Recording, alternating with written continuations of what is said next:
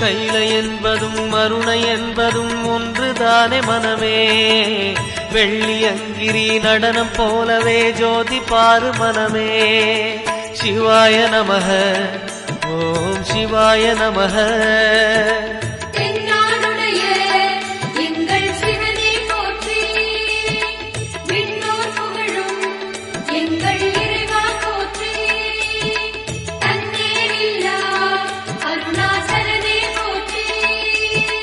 சிவாய நமக ஓம் சிவாய நமக. சிவாய நமக ஓம் சிவாய நமக.